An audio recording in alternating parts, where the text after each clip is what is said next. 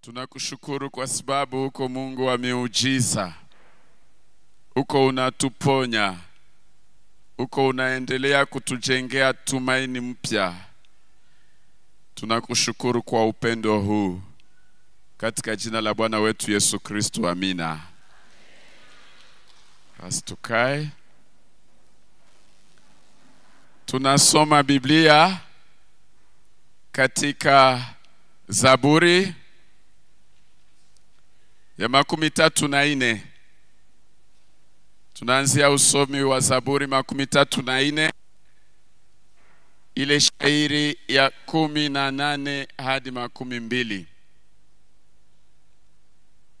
Zaburi 34, shairi ya 18 hadi ya 12. Tutaongeza pia kitabu cha nabii Isaya sura 40. Isaya 40, tunasoma shairi ya 27 hadi 31. Isaya 40, shairi ya 27 hadi 31. Tuanzie katika kitabu cha Zaburi 34, shairi ya 18 hadi 12. Neno la Mungu linasema hivi: watu wa haki wakimulilia Yawe, yeye anawasikia na kuwaokoa katika tabu zao zote. Yawe ni karibu na wenye moyo ya kuvunjika, anawaokoa wote waliokata tamaa kabisa. Mateso ya mtu wa haki ni mengi, lakini Bwana anamuokoa kutoka katikati ya yote. Amina. Isaya 40, ile shairi ya 27 hadi 31 inasema hivi: enyi watu wa Israeli, wazao wa Yakobo, kwa nini mnalalamika na kusema, Yawe Mungu wetu hajali haki yetu? Ninyi hamujui bado? Hamujapata kusikia? Yawe ndiye Mungu wa milele. Yeye ndiye muumba wa kila kitu katika dunia. Yeye haregei hata kidogo wala kuchoka. Maarifa yake hayachunguziki. Yeye anawapatia nguvu wanaokuwa dhaifu, anawaongezea nguvu wale wanaoregea. Hata vijana wataregea na kuchoka, kweli washujaa wataanguka kwa mchoko, lakini wote wanaomtumainia Bwana watapata nguvu mpya. Watapanda juu kwa mabawa kama tai, watakimbia bila kuchoka, watatembea bila kuregea. Tushangilie neno la Mungu. Tunataka kuzungumzia kwa sasa somo ambayo inasema faida ya kutegemea Bwana katika hali zote. Faida ya kumtegemea Mungu katika hali zote za maisha. Faida ya kutegemea Bwana siku zote. Mnajua maisha ya mwanadamu kuna tegemeo. Kuna tegemeo ya aina nyingi. Jinsi tunalimaka huku kwetu maharagi ya mitegemeo, tunaweka mitegemeo kusudi upepo ikekuya ile maharagi sianguke. Sinjo vile? Na tegemeo linaonekana la maana wakati zoruba iko.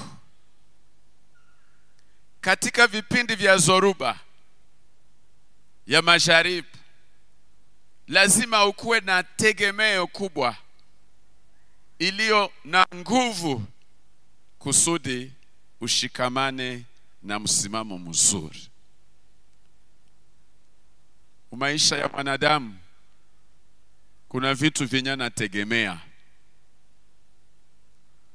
Wamoja wanategemea waume wao au wake zao, wengine wanategemea watoto wao, wengine wanategemea kazi zenye wako nazo, wengine wanategemea mahusiano na marafiki. Ni kweli hizi tegemeo zinatusaidia kwa kiwango fulani, lakini ni tegemeo zenye ziko na mwanzo tena mwisho. Amina. Sasa kwa nini kutegemea Bwana siku zote? Isaya anatukumbusha kwamba Bwana ambaye tunaitwa kumtumainia, kumtegemea siku zote, yeye ni tofauti na tegemeo zingine zote zenye tuko nazo duniani.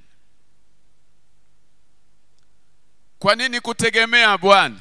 Sheria 28 ya Isaya 40 inasema, je, hamujui bado? Hamujapata kusikia? Yawe ndiye ni Mungu anayekuwa Mungu wa milele. Bwana Yesu asifiwe. Tegemeo linalodumu milele, lisiloondoka, lisilovunjika, ni tegemeo la milele. Mungu asiyekufa ni Mungu wa milele. Bwana Yesu asifiwe. Siku zote atakuwaka na iko Mungu. Haleluya.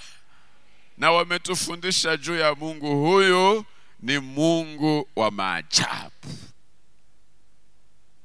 ni Mungu wa kutushangaza, ni Mungu mwenye katika uwezo wake anatawala milele. Watawala wa dunia hii hata wakuwe na nguvu ya pata gani, utawala wao una mwanzo tena na mwisho. Tegemeo lisiloondoka, linalodumu siku zote pamoja na wewe, ni Bwana Mungu wa milele. Biblia iliongeza kuonesha kwamba Mungu ni wa kutegemea. Kwa nini? Kwa sababu yeye ni muumba wa vitu vyote vyenye tunaona duniani. Zaburi ya 24 shairi ya kwanza inasema, mbingu na dunia na vyote vilivyo duniani ni vya nani? Utegemee mwenye hakosewe kitu, ni muumba wa vyote. Haleluya.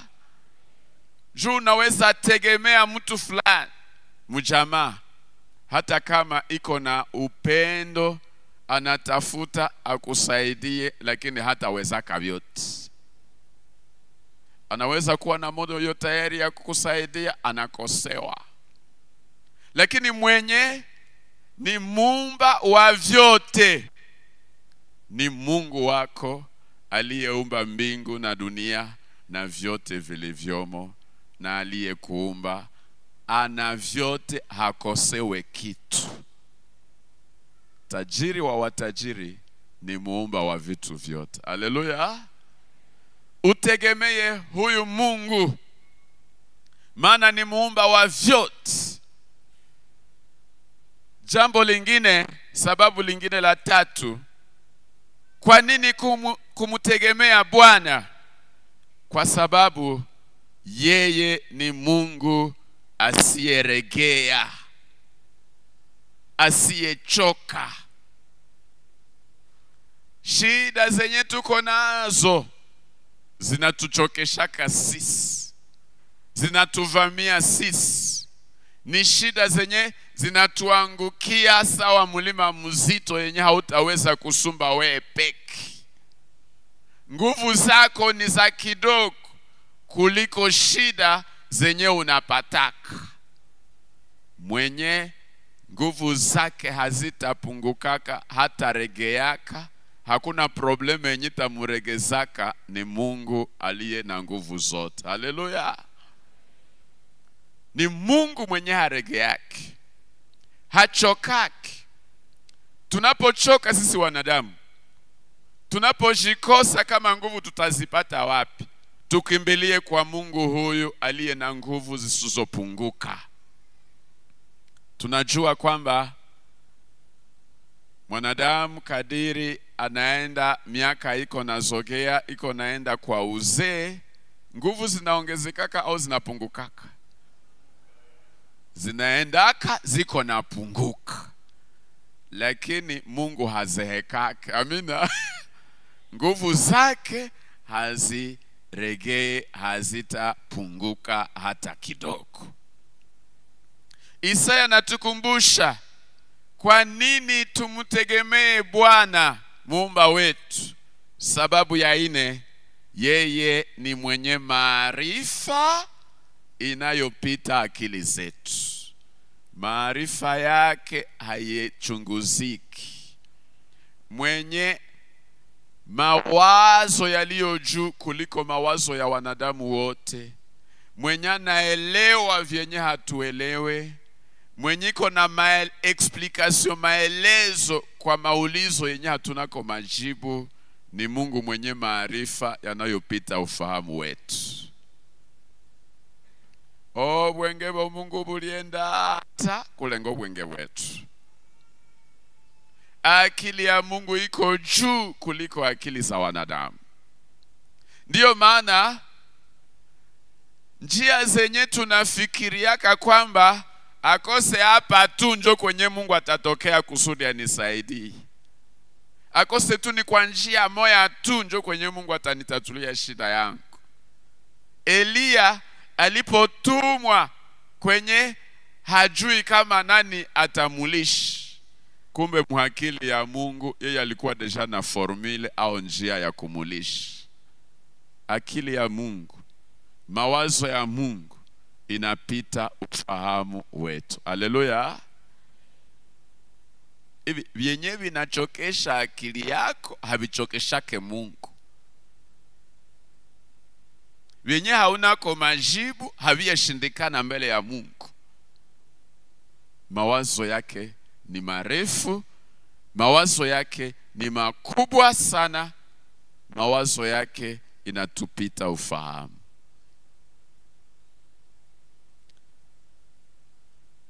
Biblia inaendelea kutuonesha kwamba kuna faida ukishamtegemea Mungu huyu. Utapata faida gani? Faida gani ya kumtegemea Mungu huyu siku zote? Faida ya kwanza, Biblia katika Zaburi yenye tulisoma inatukumbusha kwamba unapomlilia Mungu anakusikia. Haleluya. Utasikika unapolia. Kilio chako kitasikika mbele yake. Unapomtegemea Mungu, umepata nafasi kwa kumwanga machozi yako. Ni kwenye Baba Muumba wako, Baba mwenye anakupenda siku zote. Bwana Yesu asifiwe. Wengi wenu mulilea watoto wengi. Wakati mtoto amepigwa, anatoka nje iko na lalamika, akishafika mikono ya upendo ya mzazi, zaidi sana ya mama, nerweka mukunzikirira, ndio mwanaka homolekaniraho. Anatokaka pale na metulia na mefarijika. Kwenye tunapataka faraja tukishaeleweka, mwenye kishasikia kilio chetu anatukumbatia kwa upendo, ni Muumba aliyetuumba, aliyeumba vitu vyote, Mungu wa milele. Haleluya. anatukumbatia unapochoka, unakaribishwa na upendo, anakuelewa na anakupanguza machozi, akakurate mbombo pole pole, mtoto yangu ninakupenda. Haleluya. Bwana anakusikia unapochoka. Faida ingine, Bwana hakuache kukua mbali naye, yeye anakukaribia, yeye ni karibu nawe siku zote. Hivi hautaishi muupweke hata siku moja. Haleluya.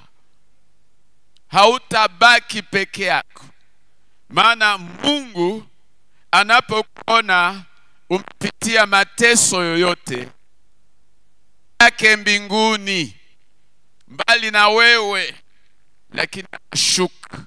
Mungu wa Biblia ni Mungu wa kushuka katikati ya wenye kulia, kuteswa, ili shiriki mateso yao, ageuze mateso yao kuwa furaha mpya. Mungu wa Biblia haiko Mungu wa kuwa mbali na watu. Anakuja kukaa pamoja na watu wake. Tukumbuke wakati taifa la Israeli liko muutumwa Misri, ukisoma kitabu cha Kutoka sura 3, sheria 7 hadi 10, Biblia inasema Mungu akaambia Musa hivi: nimesikia kilio cha watu wangu wanao, nimeona mateso yao, ninajua nani iko na watesi, na nimeamuru nishuke kwenye wako katikati ya mateso yao, ili niwaokoe, ili niwatoshe, ili niwafungue toka utumwa huo. Mwenye anashukaka anakukaribiaka wa kwanza unapopitia vipindi vya vitisho ni Mungu aliye karibu nawe. Emanueli, Mungu pamoja na nani? Nasi. Mungu iko pamoja na wewe. Hautabakiaka peke yako. Hautaachwa muupweke. Hata kama unaona huyu nilifikiria tabaki karibu nami, amejiendea. Huyu nilifikiria ataendelea nami katika safari, ameniacha. Unapoachwa na watu wa karibu, unapoachwa na mpendwa, unapoachwa na watoto, unapoachwa na wazazi, unapoachwa na marafiki, rafiki mwenyiko pale siku zote karibu na wewe ni Mungu wako. Hivi hauko peke yako, Mungu ni pamoja nawe. Ambia mwenzako, sitakuwa peke yangu, Mungu ni pamoja nami siku zote. Haleluya. Mchana na usiku Bwana anawakaribia watu wake. Faida ya kufuata, ya kutegemea Mungu siku zote ni kwamba unamwenyana kuokoa toka kila aina ya mateso.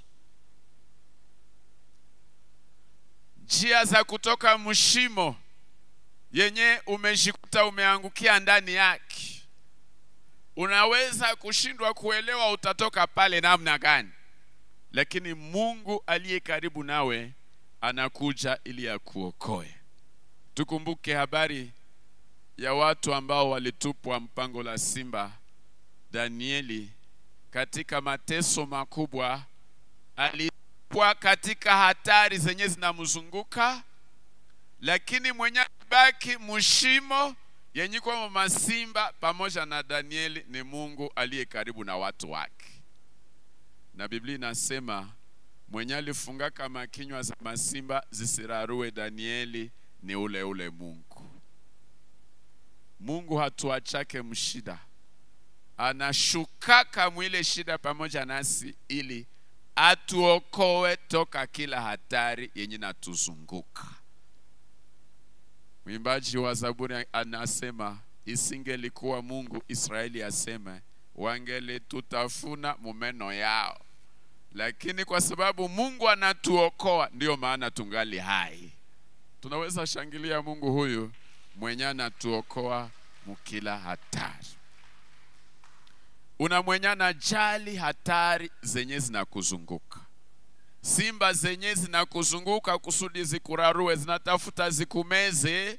Mwenyiko na uwezo ya kufunga vinywa vya simba hizi ni Mungu aliye pamoja nawe.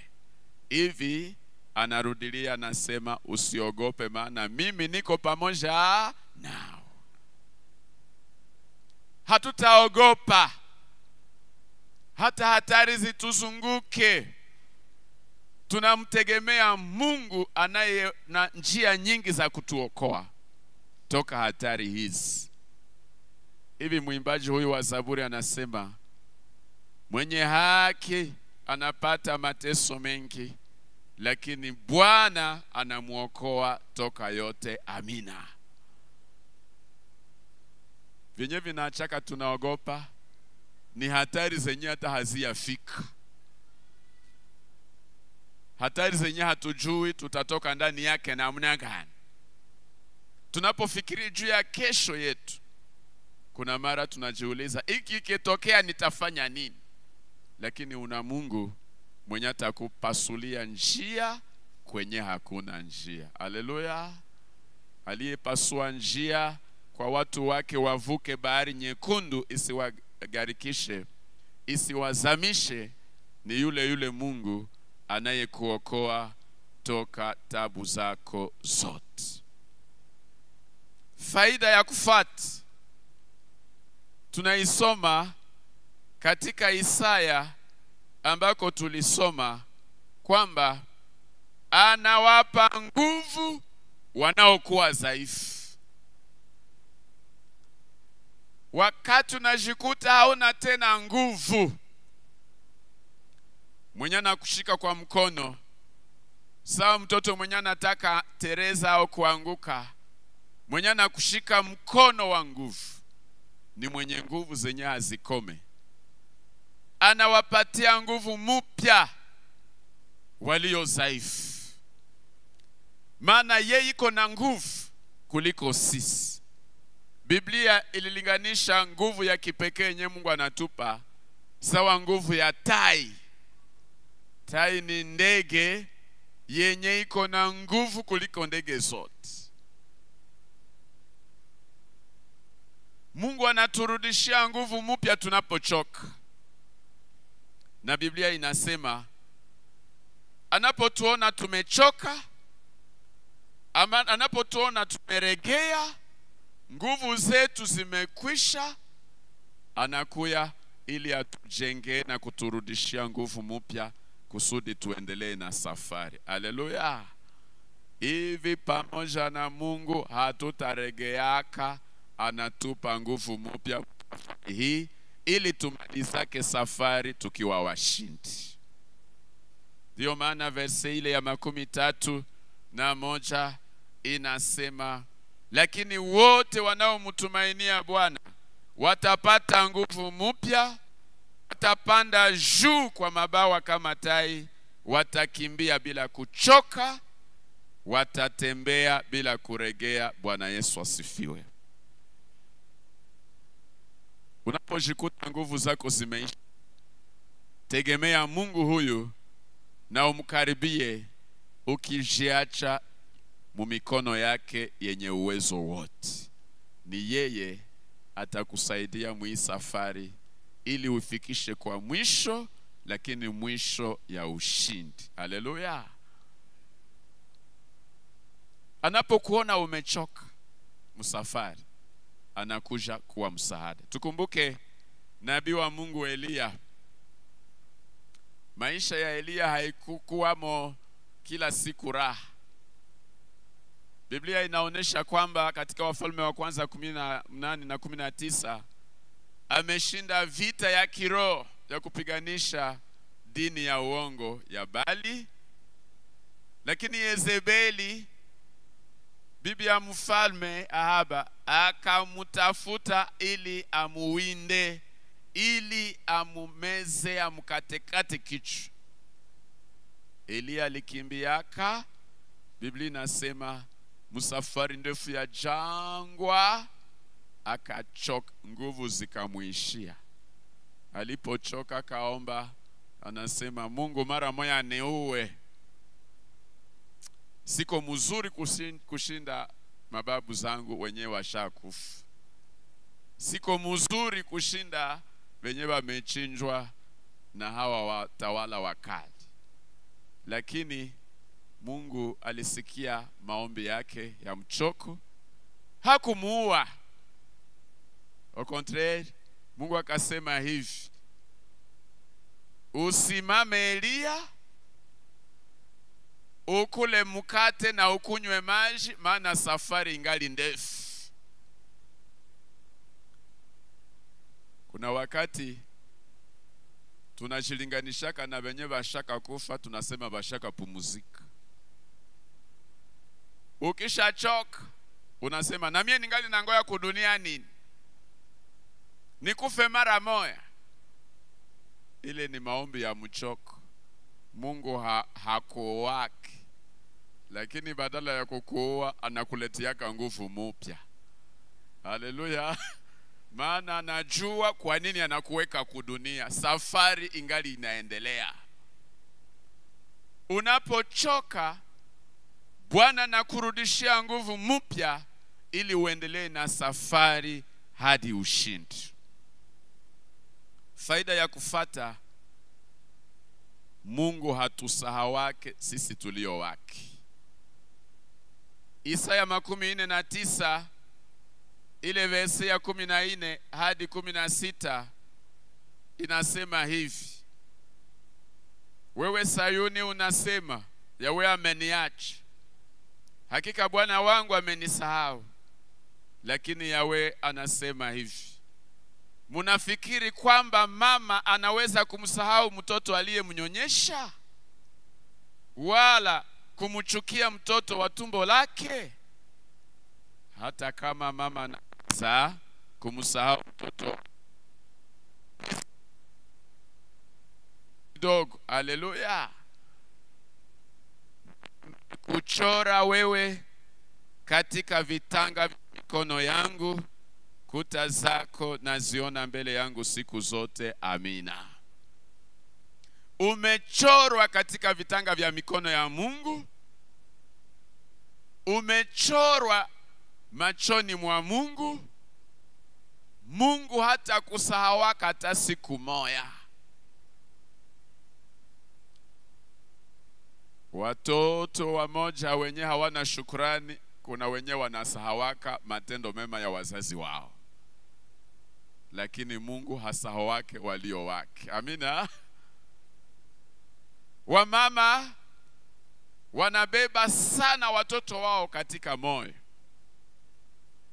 Watafiti mpaka sasa hawayaweza kueleza ile upendo wa karibu wa mama na mtoto, kueleza jinsi inavyofaa.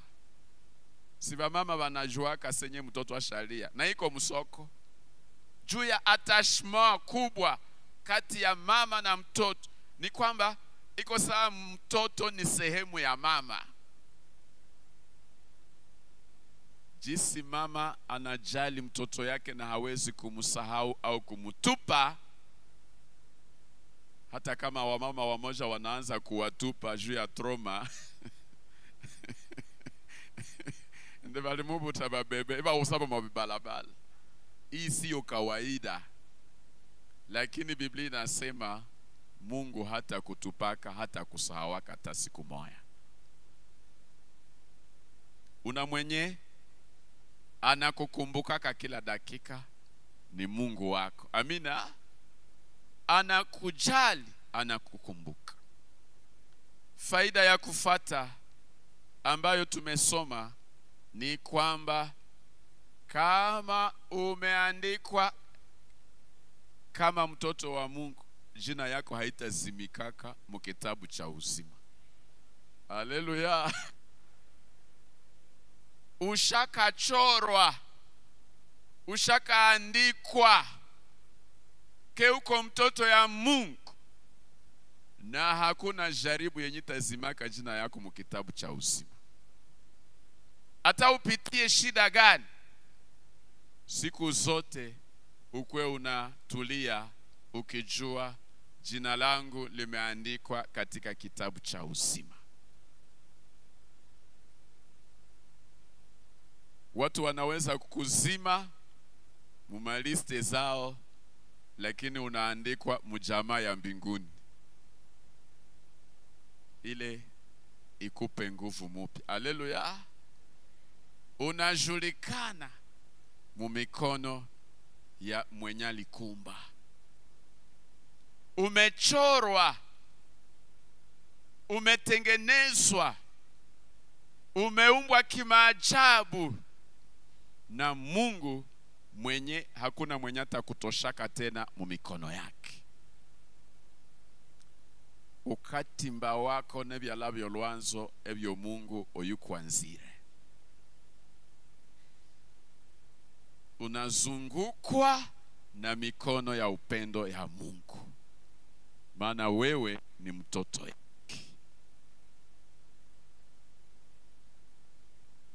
Tegemea Mungu huyu. Biblia inasema wote wanaomtegemea Bwana atawapitie jangwa ya jua kali, wao ni wabarikiwa. Yeremia 17 shairi ya 7 hadi ya 8 inasema.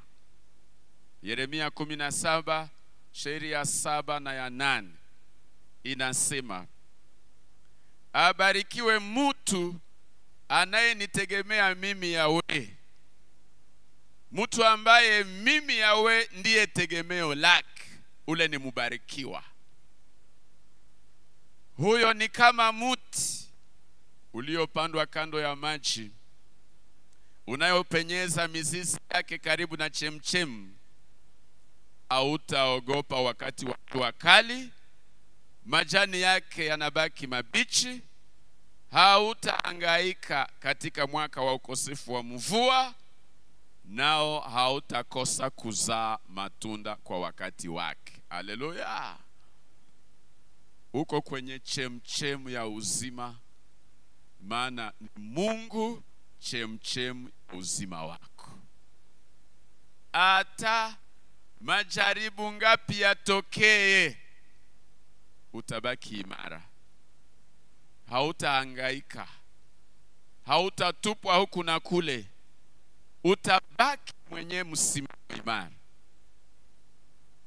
Majani yako inalinganishwa na mti inapandwa kando ya mto, haikosake maji yenye taipatia nguvu, yenye taipatia ikomae, yenye taipatia ile kuendelea vizuri, kupumua vizuri.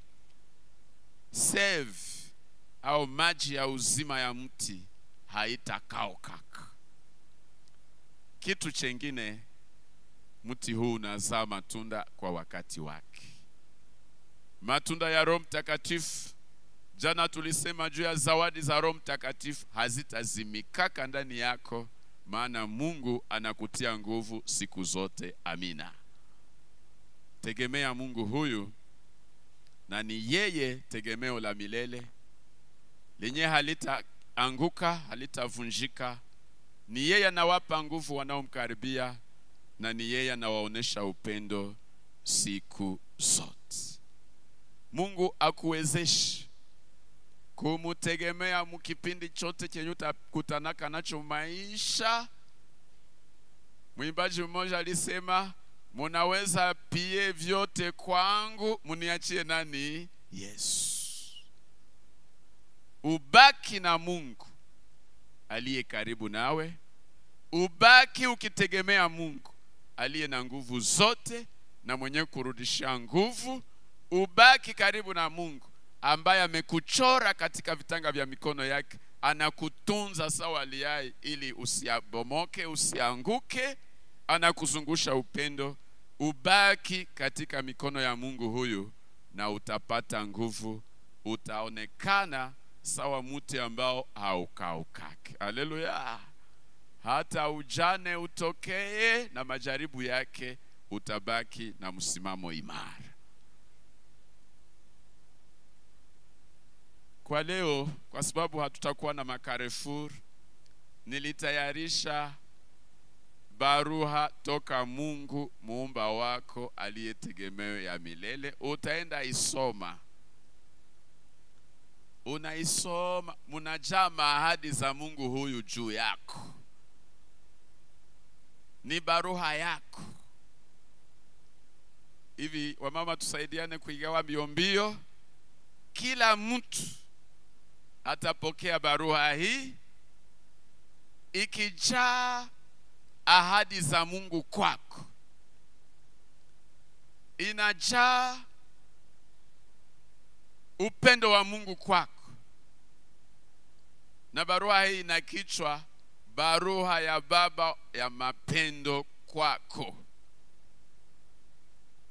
Mungu mwenye anakupenda ndio anakuandikia ile barua. Ile barua ni ya Mungu mwenye anakupenda, na upendo wake ni wa milele. Upendo wake hauvunjikaki. Mwenye hawezi kukusahau ndio anakuandikia hii barua. Anasema uko mtoto yake. Ameandika jina lako katika kitabu cha uzima. Uko mikono yake ili akutunze. Hakuna mwenye atakunyang'anya mikono yake. Hakuna mwenye atakupeleka mbali na yeye. Ni Mungu mwenye na kuumba, muumba wa vyote, anayejua historia yako, wapi unatokea, wapi umefikia, wapi unaelekea.